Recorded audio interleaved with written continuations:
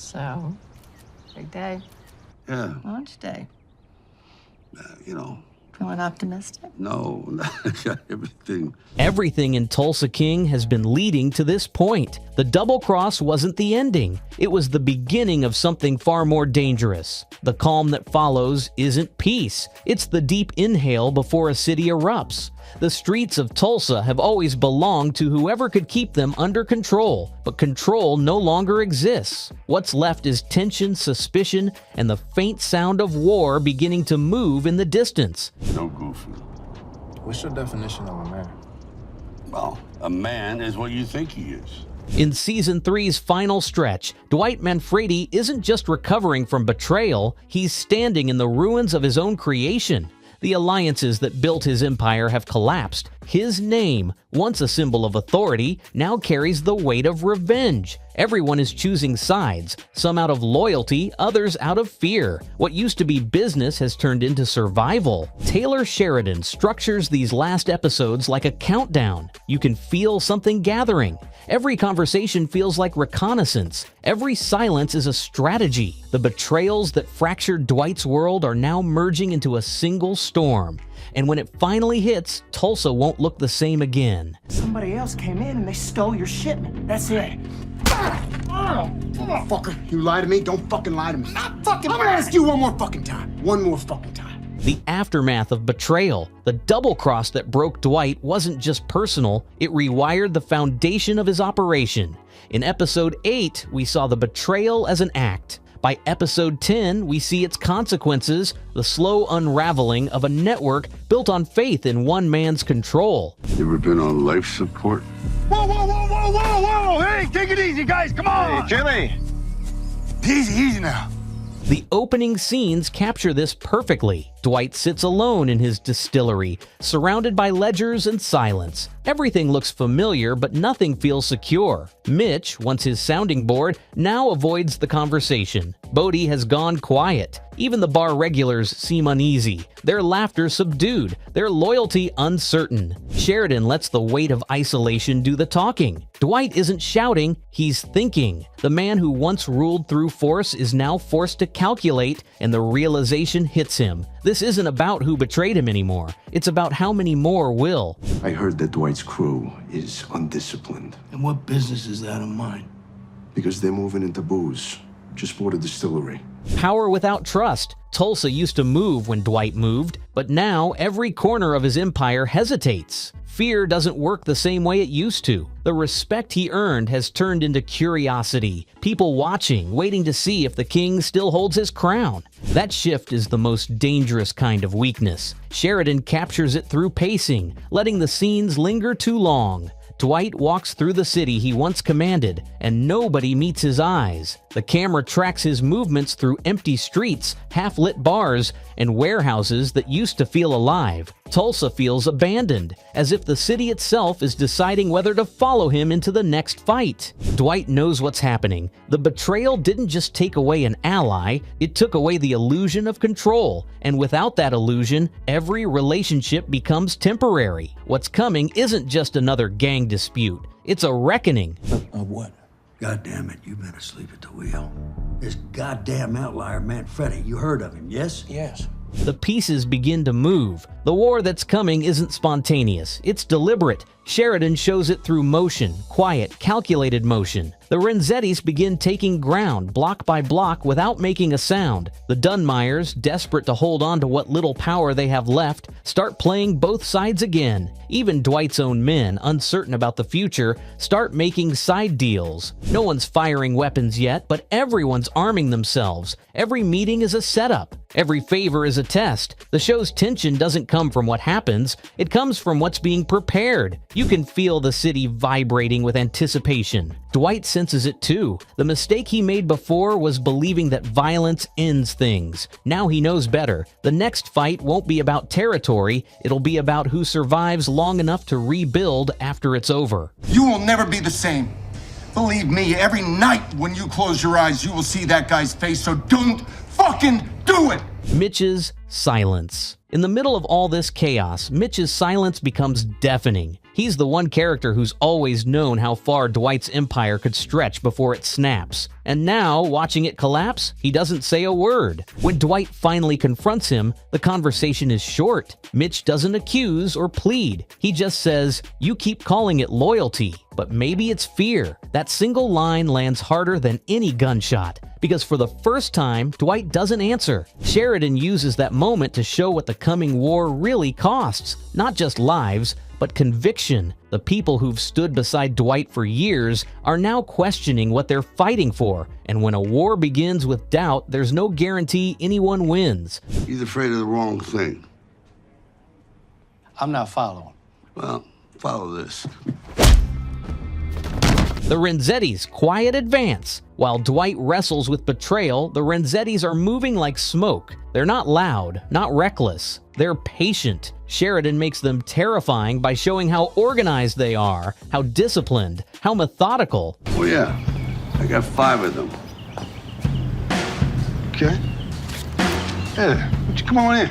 They don't need to confront Dwight head-on. They just wait for him to lose focus. A new warehouse on the south side, a buyout of a local distributor, money flowing in places Dwight used to own. The city is shifting under his feet, and by the time he notices, it's already too late to stop it. The Renzettis aren't looking to start a war, they're building one, and they know Dwight's pride will do the rest. That's not your concern. No, but you are.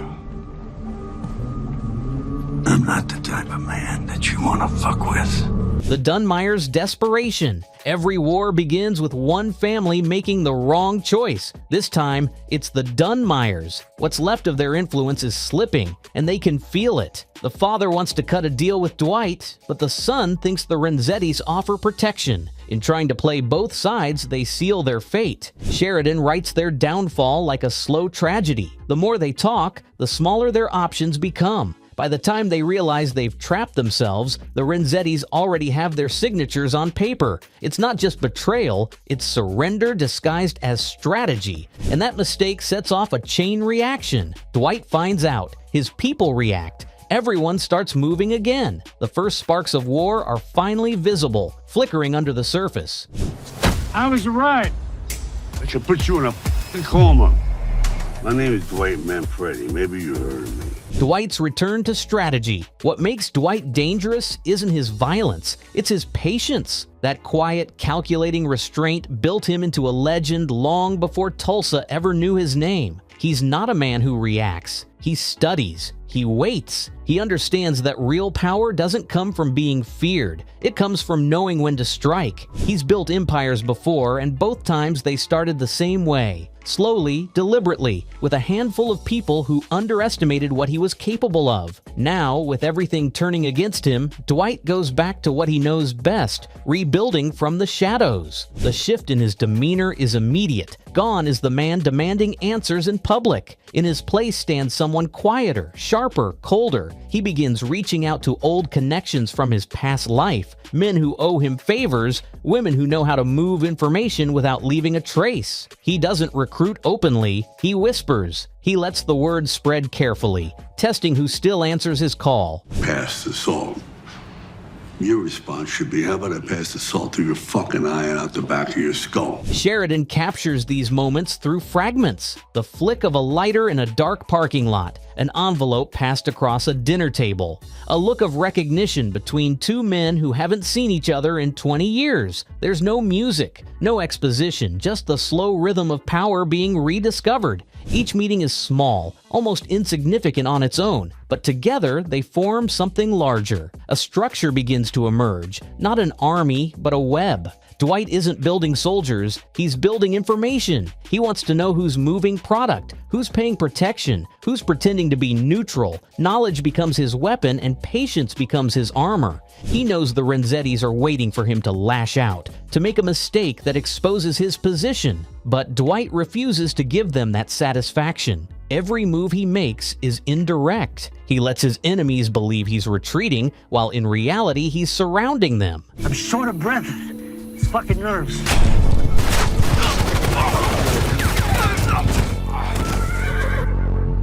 The new Manfredi we see here isn't the man who came to Tulsa to start over. He's the one who survived New York, the strategist who could dismantle an opponent before they even realized they were under attack. Sheridan doesn't frame this as redemption, it's transformation. Betrayal has burned away whatever softness Dwight had left. What's being rebuilt isn't an empire of loyalty, it's an infrastructure of necessity. People who don't trust each other but fear losing what little power they have. Left Dwight understands that's the only kind of alliance that survives in a city at war. And when the time finally comes, when the first shots are fired and the streets start burning, Dwight won't be caught by surprise. He'll already know where the bullets are coming from, and more importantly, where they'll land. And you. It's justified. Justified. This is the man.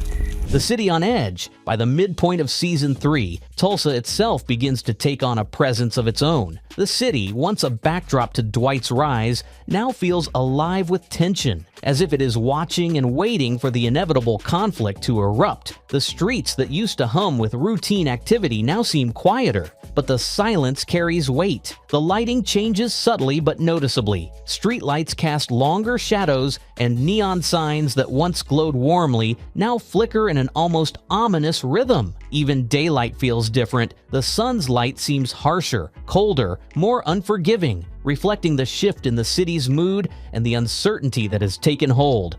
Flashes of unease punctuate the environment. A police cruiser lingers far too long at a street corner, as if expecting something to happen but unsure when a bar fight breaks out and ends suspiciously quickly, leaving patrons glancing around nervously, sensing the tension but not knowing its source. From a distance, a lone man watches from across the street, observing patterns and movements, a silent reminder that eyes are everywhere and that nothing in Tulsa is entirely safe. Sheridan captures these moments with precision, turning small, almost ordinary observations into signals of a city bracing itself for war. For the first time in the series, Dwight experiences a profound sense of alienation. Places that were once familiar now feel foreign. The bar where he would hold court seems smaller, emptier, less welcoming. Workers in his distillery avert their gaze when he enters. Even neighbors and casual acquaintances who would have once acknowledged him with a nod or a word now look away or disappear into the background. The city that once echoed his name in respect and fear now whispers it cautiously, as if aware that the stability Dwight represented is slipping.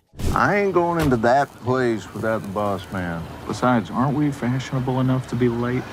Yeah, I know that, but... The breaking point. Every war needs a trigger. In this episode, it comes quietly. A deal goes wrong. Money disappears. Someone dies who wasn't supposed to. Sheridan doesn't make it cinematic. He makes it inevitable. The moment feels small, almost forgettable, until the realization hits. This is how it begins. Dwight doesn't react right away. He just looks around the room, calm and tired, like a man who's been waiting for this to happen. When he finally speaks, it's only one line. So it starts. That's the signal, not to the audience, but to himself. The waiting is over. The war has begun. You know, I'm sure it was a long ride here, Bill. But the truth is, you guys never even knew this fucking place existed until I started making some money. The shape of the war ahead. The final act sets the tone for what's coming. Sheridan doesn't show explosions or gunfire. He shows preparation. Dwight's crew starts moving weapons. The Renettis tighten their grip on the south side. The Dunmyers vanish. Everyone's making calls. Everyone's choosing sides. And in between it all, Dwight sits in silence, watching the pieces move. He knows this won't be quick. It won't be clean. The war that's coming will last until one side is erased completely. But this time, Dwight isn't fighting for empire or pride. He's fighting for clarity, to burn away everything false that's been hiding under loyalty and friendship. What's left after the smoke will be the truth of who he really is. Sure, what are we talking about? $3 million. Oh, that's pretty severe, Your Honor. The final image. The last scene is Dwight outside the distillery. The sky glows orange from fires burning in the distance. The city hums with the sound of engines, sirens, and tension. He lights a cigarette and looks out across Tulsa, the reflection of fire in his eyes. There's no dialogue, no monologue, just silence, the kind that comes before violence. Sheridan doesn't need to explain it. We understand what's coming. The king isn't defending what's his anymore. He's preparing to take it back by force. You saying your goons to wreck my turbines. You have a death wish? Why do people like you? Tulsa King's third season doesn't end with peace or justice. It ends with momentum. The betrayal that once broke Dwight has become the fuel for his next move, and the city he once ruled is about to become a battlefield. Every storyline converges here. Trust turned to strategy, loyalty turned to survival. Sheridan strips the show down to its essence. Power means nothing if no one believes in it. Dwight is no longer the man trying to rebuild a kingdom. He's the man ready to burn it down. The war that's coming won't just decide who controls Tulsa, it will decide who survives it.